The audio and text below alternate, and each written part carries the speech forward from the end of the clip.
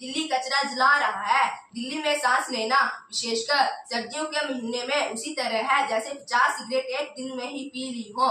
शहर इतना प्रदूषित है कि ज्यादातर प्रदूषण किसानों द्वारा खेतों में ठूंठ जलाने के कारण है।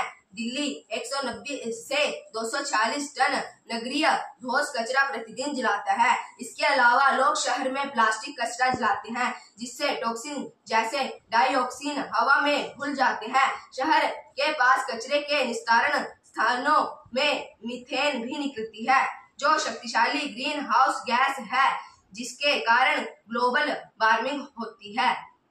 केस अध्ययन 2 मुंबई का समुद्र प्लास्टिक से भर रहा है। यदि आपने कभी मुंबई के समुद्र तट पर घूमा हो, विशेषकर जुहू और बसोसा बीच, आप वहां कूड़ा करकट और प्लास्टिक कचरा को फैला हुआ पाएंगे। यह कचरा शहर की नालियों, नदियों और खाड़ियों से आया है और जो समुद्र में अंत में पहुंच जाता है। विश्व भर में हर वर्ष 26 करोड़ टन प्लास्टिक पैदा होता है। लगभग 10% समुद्र में पहुंचता है। लगभग 70% महासागरों के तल पर डूब कर बैठ जाती है, लेकिन बाकी सतह पर तैरती रहती है और लहरों के द्वारा समुद्री किनारों पर वापस उड़ेल दिया जाता है। समस्याएं इतनी विकट है कि मुंबई नगर पालिकाओं ने समुद्र तटों को साफ करने के लिए प्राइवेट कंट्रोवर्सी को अनुबंधित कर रखा है और बहुत सारी संस्थाएं नियमित तौर पर समुद्री तट की सफाई करती रहती हैं। उसके बाद भी प्रतिदिन लहरों के द्वारा ढेरों प्लास्टिक कचरे को तट पर लाकर उड़ेल दिया जाता है। इस अध्ययन 3 कोलकाता के कचरे के ढेरों से विषाक्त रसायन रिस रहे हैं। कोलकाता शहर की सीमा पर ढापा पर एक पहाड़ है। आप जैसे उसके नजदीक पहुंचेंगे, आप वहां पहाड़ के आसपास कौओं के झुंड को मंडराते और लगी हुई आग से निकलते हुए गहरे धुएं को देखेंगे।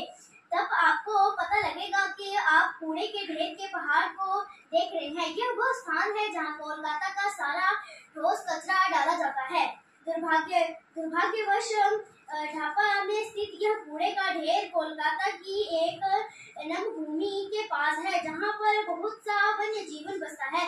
अध्ययनों ने दर्शाया है कि इन नम भूमियों में ढापा कूड़े के ढेर से निकलने वाली भारी धातुओं से प्रदूषण के निशान देखे जा सकते हैं।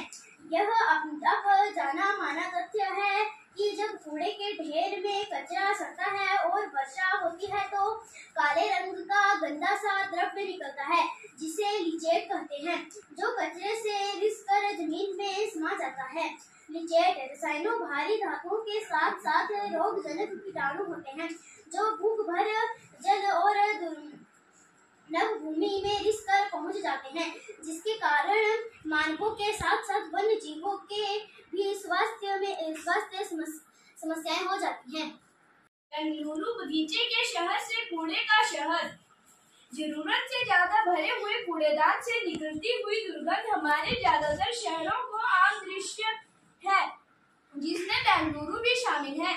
ये जीवाणुओं और अन्य कीटाणुओं के फलने फूलने के लिए आदर्श स्थान है और इस कूड़े के ढेर पर बैठने वाली मक्खियां वही होती हैं जो घूम घूमकर हमारे खाने पर बैठती हैं और कीटाणुओं को फैलाती हैं, जिससे बीमारियां जैसे डायरिया, आंत की बीमारियां और अन्य कई मुख्य बीमारियां हो जाती हैं। कूड़ेदान मक्खियों के अलावा कौवों को अपनी ओर आकर्षित करते हैं, जो सड़ते हुए भोजन को उठा लेते हैं और किसी गली या बगीचे में गिरा देते हैं। गाय सड़ते हुए भोजन को फैला देती है और प्लास्टिक के थैलों को चबा लेती है। चूहे और गली के कुत्ते समस्या बना देते हैं। चूहे की कई बीमारियां जैसे लेप्टोस्पायरोसिस और प्लेग फैलाते हैं, दोनों ही लोगों को मार सकती हैं। जरूरत से ज्यादा भरे हुए कूड़ेदान से छुटकारा पाने के लिए बहुत से लोग कूड़ेदान में ही कचरे में आग लगा देते हैं और इसे भी